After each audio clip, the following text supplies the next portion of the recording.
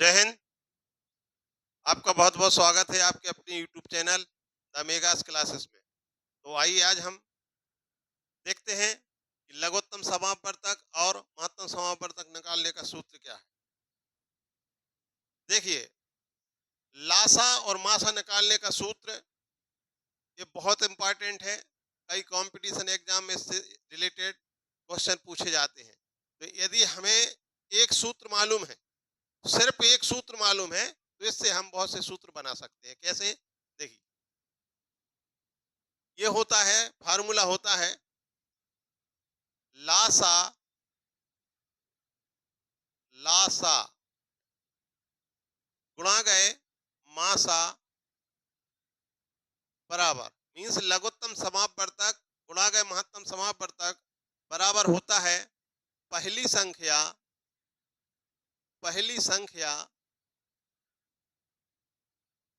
और गुणा गए दूसरी संख्या दूसरी संख्या। देखिए, ये है, एक ही फार्मूला आपको याद करना है। लघुत्तम समापवर्तक गुणा गए महत्तम समापवर्तक बराबर पहली संख्या गुणा गए दूसरी संख्या। अब यहाँ पर क्या करना है कि जैसे कि हमें पहली संख्या निकालना है, तो इसको हम क्या करेंगे, पहली संख्या निकालना है तो पहली संख्या लिखो, पहली संख्या पहली संख्या बराबर इसमें लघुत्तम लासा गुणा गए मासा में ये दूसरी संख्या बटे में आ जाएगी। लासा गुणा गए मासा और बटे दूसरी संख्या। देखिए, अब दूसरी संख्या निकालना है तो दूसरी संख्या बराबर क्या हो जाएगा, पहली संख्या निकालना है तो जो फार्मूला लासा और मासा के नीचे आएगी दूसरी संख्या, और दूसरी संख्या निकालना है तो लासा और मासा के नीचे आएगी पहली संख्या। देखिए, यहां लिखेंगे हम लासा गुणा गए मासा और यहां पर अपान में आ जाएगा पहली संख्या। ये अब सिर्फ हमें लासा निकालना है। देखिए, सिर्फ निकालना है लासा, तो लासा बराबर क्या होगा, पहली संख्या गुणा गए दूसरी संख्या बटे मासा। पहली संख्या गुणा गए दूसरी संख्या और बटे मासा।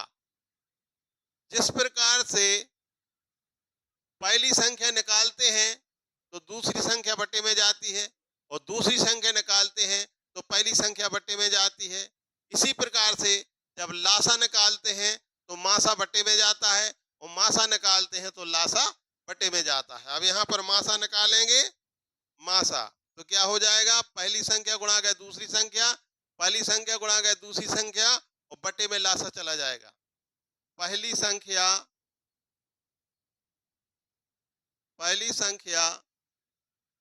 गुणा गए दूसरी संख्या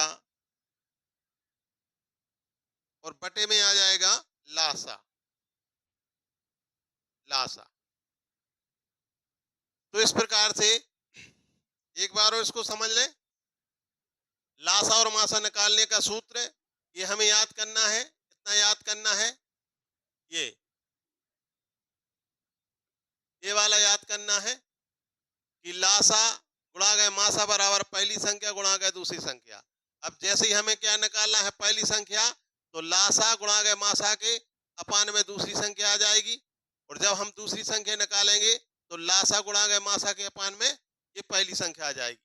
जब लासा निकालेंगे तो इसके बटे में मासा आ जाएगा, और मासा निकालेंगे तो इसके बटे में लासा आ जाएगा।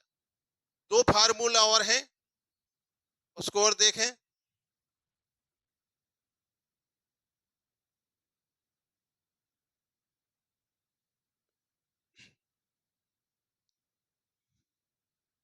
देखिए, भिन्नों का लासा क्या होता है, भिन्नों